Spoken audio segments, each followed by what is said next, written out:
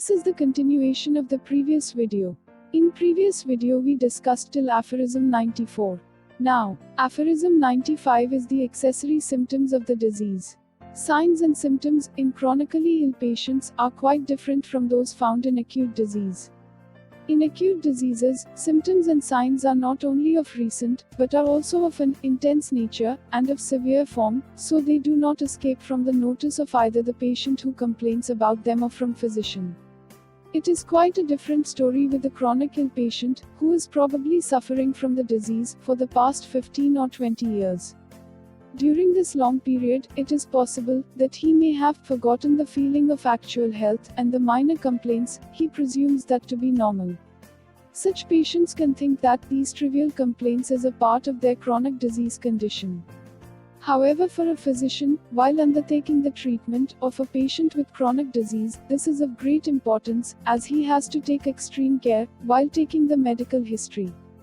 The smallest details must be recorded accurately. In aphorism 96 we'll discuss about hypochondriac patients. Some patients, especially the so-called hypochondriacs, and other persons of great sensitiveness and intolerant to their sufferings present their complaints too vividly and use exaggerated expressions to tempt the physician to help them. Their exaggeration is an important indication and becomes a significant element in building the portrait of the disease. It reveals a strong sensitivity on their part. In aphorism 97 we'll discuss about indolent patient.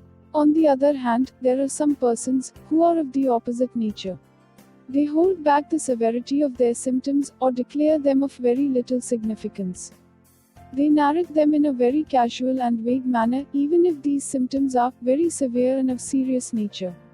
This is because they are either very lazy or they have a mild and gentle nature. They might be weak and feeble.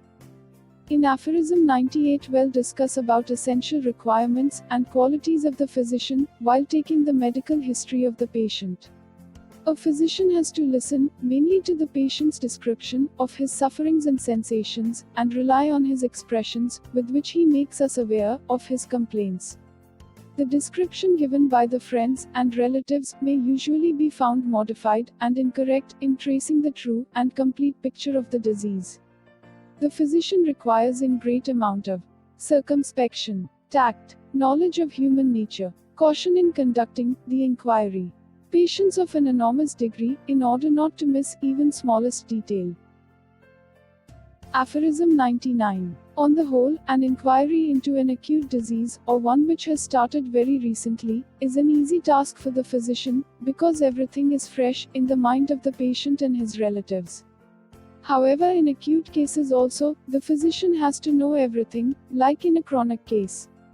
But here the physician has to make a lesser effort, as the details spontaneously come to him from them. In acute totality, comprises of the exciting or precipitating, present total effect on the mind and the body. Aphorism 100 is investigation of epidemic disease. Hahnemann emphasizing the need for examining each epidemic or sporadic disease as an independent new disease which has never occurred in the past. He insists that the totality of each epidemic or sporadic disease must be traced thoroughly by observing the phenomenon in its complete detail and in all its aspects. Nothing should be taken for granted. A careful examination of the epidemical or sporadic disease would certainly reveal that it is a unique phenomenon and differs in many ways from any of the similar diseases in the past. The only exception here is diseases like smallpox, measles, etc., where the contagion remains the same. In aphorism 101, we discuss about genus epidemicus.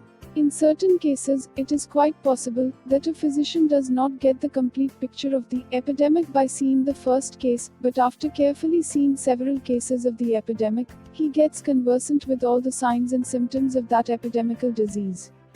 The careful and attentive physician, nevertheless, is in a position by examination of the early one or two cases to arrive at its fairly clear, conceptual image and thus finding a homeopathic medicine to the epidemic.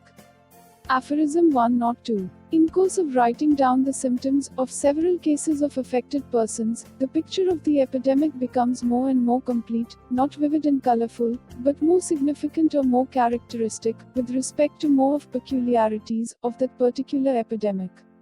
On one hand, the general symptoms such as loss of appetite, sleeplessness, etc., of the epidemic become more defined as to their peculiarities. On the other hand, the more marked and special symptoms, which are peculiar to only a few diseases, and that of rare occurrence, at least in the same combination, become prominent. And they constitute what is characteristic of that epidemic disease, the knowledge of which is essential for helping us to choose the most suitable homeopathic medicine. In aphorism 103 we'll discuss about chronic totality. Fundamental cause. The miasmatic load on the system. Maintaining causes. Total effect on mind and body. Mental generals. Physical generals. Characteristic particulars. Personal history consist of age, occupation, personal history, environmental stimuli, interpersonal, relationship, past history, family history, revealing the miasmatic load, inherited tendencies, traits to chronic illness pattern. In aphorism 104, Hahnemann tries to impress on our minds the importance of written down, detailed, problem-oriented medical case records of each and every patient who comes to us for treatment. That record which helps us to analyze the case and classifies the symptomatology.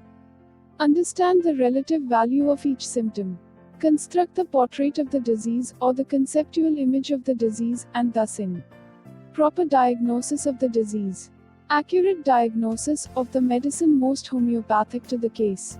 Application of various repertorization techniques to assist him in the selection of the similar medicine.